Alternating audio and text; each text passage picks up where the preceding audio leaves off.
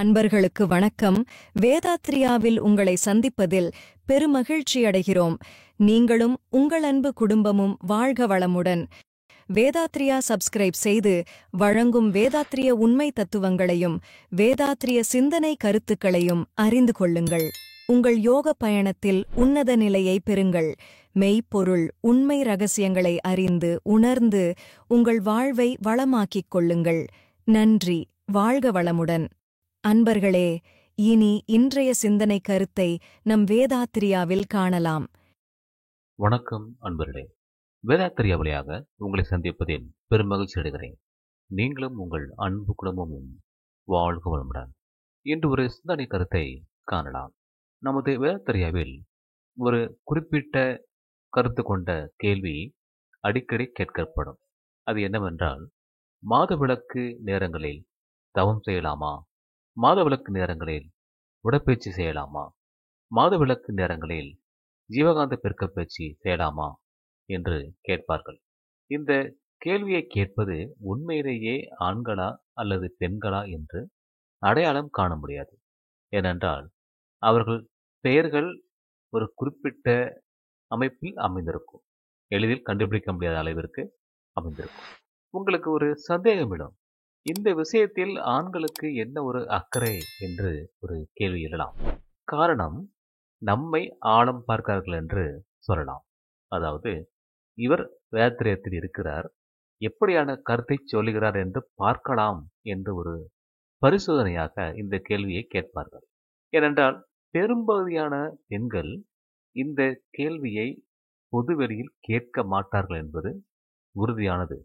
கேட்க தயங்கக்கூடிய ஒரு விஷயத்தை பொதுவெளியில் அவர்கள் கேட்க மாட்டார்கள். அப்படியென்றால் இந்த கேள்வியை கேட்பது ஆண்கள்தான். என்ன சொல்கிறார் என்று ஒரு பரிசோதனை செய்வதற்காக, நம்முடைய தரத்தை அறிந்து கொள்வதற்காக இப்படி ஒரு கேள்வியை கேட்பது. பெரும்பாலும் நான் இந்த கேள்விகளை தவிர்த்து விடுவேன் அல்லது அழித்து விடுவேன். கேட்பவர்கள் நேரடியாக கேட்டால் அதற்கான பதிலை நாம் சொல்ல முடியும். என்றாலும் கூட இந்த விஷயத்தில், அதாவது இந்த மாதவிலக்கு நேரங்களில் என்ன செய்யலாம் என்ன செய்யக்கூடாது என்பது ஒரு பொதுவான கருத்தாக நாம் பதியலாம் என்று ஒரு முடிவு செய்து இந்த பதிவை உங்களுக்கு தருகிறேன்.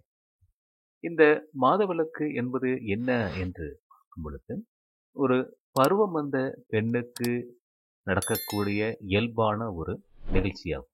மாதம் ஒரு முறை அல்லது கொஞ்சம் நாட்கள் முன்ன பின்னே, ஒரு 10 நாட்கள் முன்ன பின்ன வரும்.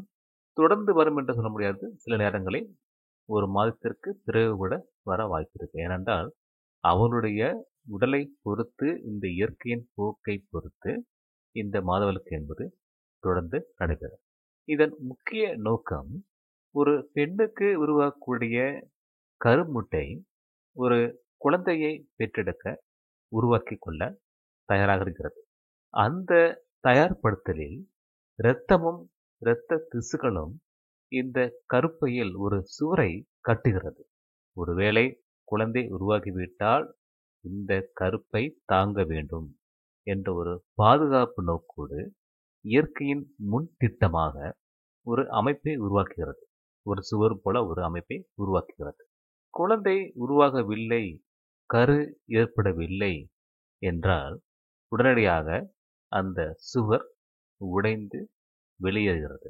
அது இரத்தப்போக்காக நமக்கு வருகிறது. அதைத்தான் நாம் மாதவிலக்கு என்று சொல்லுகிறோம். இந்த மாதவிலக்கு காலம் ஒரு பெண்ணுக்கு பருவம் முதல் குறிப்பிட்ட காலம் வரை வரும். ஒரு 40-50 வயது என்று வைத்துக் கொள்ளலாம். அதற்கு முன்னைவிட இருக்க வாய்ப்பு இருக்கிறது. எல்லாமே இந்த இயற்கையின் போக்கும் அவளுடைய உடம்பின் நிலையும் தான் காரணமாக அமையும்.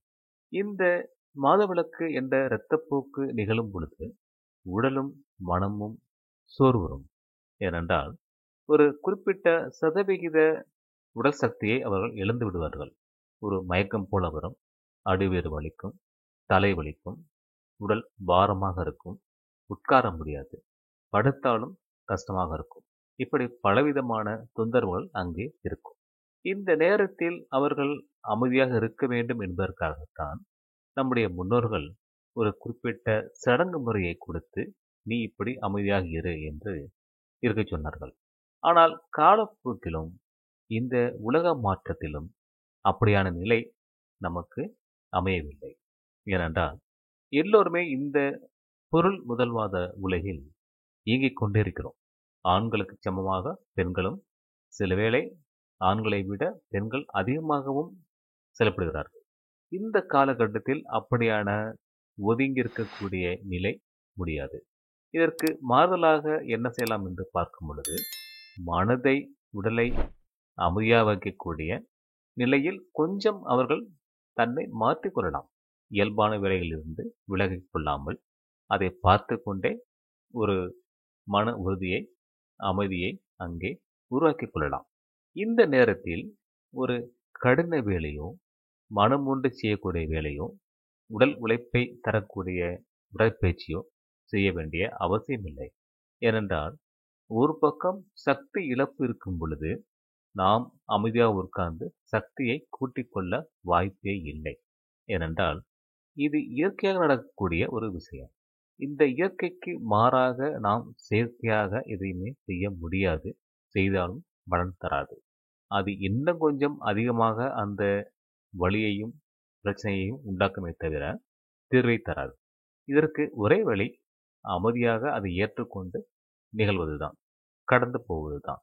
இந்த நேரத்தில் உடற்பயிற்சி தேவையில்லை, தவம் தியானம் தேவையில்லை, வேற எந்த பயிற்சியும் கூட தேவையில்லை.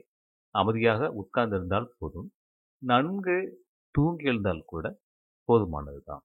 இந்த நேரத்தில் ஜீவகாந்த பெருக்க பயிற்சி செய்யலாமா என்ற ஒரு கேள்வி உள்ளதல்லவா? அதுவும் வீணாக போய்விடும். ஏனென்றால் ஏற்கனவே உடல் சக்தி வெளியேறிக் கொண்டே இருக்கிறது. இந்த இரத்தப்போக்கின் காரணமாக வெளியேறுகிறது. அந்த நேரத்தில் நாம் அமைதியாக உட்கார்வதே மிக கடினமான காரியம். அதோடு விளக்கு பயிற்சியோ கண்ணடை பயிற்சியோ செய்து இந்த ஜீவகாந்தத்தை பெருக்கிக் கொள்வது மிக கடினமான வேலை. அப்படி செய்தாலும் கூட நமக்கு அந்த ஜீவகாந்த சக்தி இருப்பு நிற்காது, இருப்பதையும் கரைத்து கொண்டுவிடும். மேலும் இப்படி ஒரு சூழ்நிலையில் சோர்வை அது அதிகமாக்கி கொடுக்கும் என்று சொல்லலாம். ஜீவகாந்தம் பெருக்கமாவதற்கு பதிலாக இருப்பதை வாரியிருக்கக்கூடிய நிலைமை உண்டாகிவிடும். மேலும் வேறு சில பிரச்சனைகளும் அங்கே உண்டாகலாம். இதனால் ஜீவகாந்த பெருக்க பயிற்சியை இந்த மாதவிலக்கு காலங்களில் செய்ய வேண்டிய அவசியம் இல்லை. நீங்கள் இதை முயற்சி செய்து பார்க்க வேண்டிய வேலையும் கிடையாது. வேண்டாம் என்றால் அதை விட்டுவிடலாம். ஒரு 3 நாள் 5 நாள் காத்திருந்து அதற்கு பிறகு இந்த பயிற்சிகளை செய்யலாம். அதாவது உடற்பயிற்சி, தவம் தியானம் மற்றும் ஜீவகாந்த பெருக்கத்தை தாராளமாக செய்யலாம். எனவே இந்த மாதவிலக்கு காலங்களில் இந்த யோக பயிற்சிகளை தவிர்த்துவிட்டு இருப்பது நல்லது. ஒருவேளை செய்யலாமா என்று மீண்டும் உங்களுக்கு தோன்றினால் ஒரு நாள் செய்து பாருங்கள். அந்த விளைவை நீங்கள் அனுபவித்து பார்க்கலாம். அதற்கு பிறகு உங்களுக்கு இது சரிப்பட்டு வருமா என்பதை நீங்களே முடிவு செய்யலாம். ஏனென்றால் ஒருவர் சொல்லும்போது கூட அதை மீறி செய்யக்கூடிய ஒரு எண்ணம் உங்களுக்கு உண்டாகலாம். இது பொதுவான மனித குணம்தான். செய்தால் என்ன ஆகும் பார்க்கலாமே என்ற ஒரு எண்ணம் உருவாக்கும். முடிந்தால் நீங்கள் செய்து பார்க்கலாம். அந்த அனுபவம் உங்களுக்கு ஒரு பாடமாக அமையும் அல்லவா? அப்படியாக நீங்கள் எடுத்துக்கொள்ளலாம். எனவே பொதுவாக இந்த மாதவிலக்கு காலங்களில் உடற்பயிற்சி, தவம் தியானம், ஜீவகாந்த பெருக்க பயிற்சி செய்ய வேண்டிய அவசியம் இல்லை. நல்லது நண்பர்களே, நாம் மீண்டும் அடுத்த ஒரு பதிவிலே சந்திப்போம். நன்றி. வாழ்க வையகம், வாழ்க வையகம், வாழ்க வளமுடன்.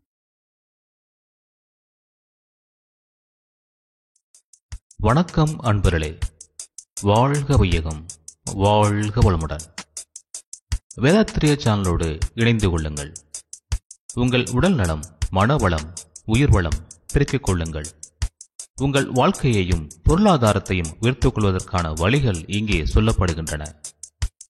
இன்றே சப்ஸ்கிரைப் செய்து கொள்ளுங்கள். வாழ்க வளமுடன்.